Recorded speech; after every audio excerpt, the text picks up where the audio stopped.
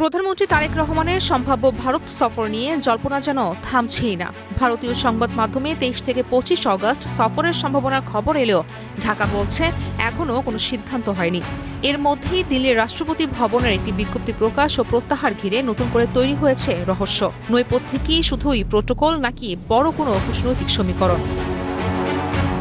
প্রধানমন্ত্রী প্রেস সচিব এম সালে রয়টার্সকে জানিয়েছেন, শেখ হাসিনা ও ভারতে অবস্থানরত অন্যান্য আসামির প্রত্যর্পণ নিয়ে ভারতের জবাবের অপেক্ষায় রয়েছে ঢাকা। এর মধ্যেই শুক্রবার দিল্লির রাষ্ট্রপতি ভবনের একটি বিজ্ঞপ্তি নতুন আলোচনা জন্ম দেয়। সেখানে ২২ অগস্টের চেঞ্জ অব গার্ড অনুষ্ঠান না হওয়ার কারণ হিসেবে বাংলাদেশের প্রধানমন্ত্রীর আনুষ্ঠানিক অভ্যর্থনার মহড়ার কথা উল্লেখ করা হয়। কিন্তু ঘণ্টাখানেকের মধ্যেই সে বিজ্ঞপ্তি প্রত্যাহার করে নেয় ভারতীয় রাষ্ট্রপতি ভবন। তাহলে কি সফরের প্রস্তুতি ছিল, নাকি এটি ছিল কেবল একটি প্রশাসনিক ভুল?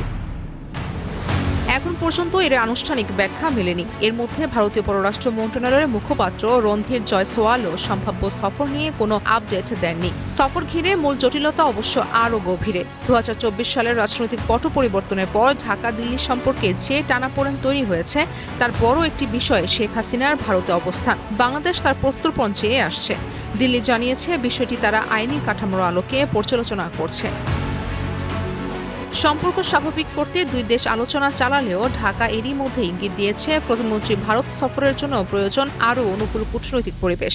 অর্থাৎ দিল্লি সফরের সম্ভাবনা একেবারে উড়িয়েও দেয়া যাচ্ছে না, আবার সফর চূড়ান্ত এমন ঘোষণাও আসেনি। রাষ্ট্রপতি ভবনের বিজ্ঞপ্তি প্রত্যাহার তাই জল্পনা বাড়ালেও আসল হিসাব এখন নির্ভর করছে ঢাকা দিল্লির কূটনৈতিক সমঝোতা এবং বিশেষ করে প্রত্যর্পণ ইস্যুতে ভারতের অবস্থানের উপর।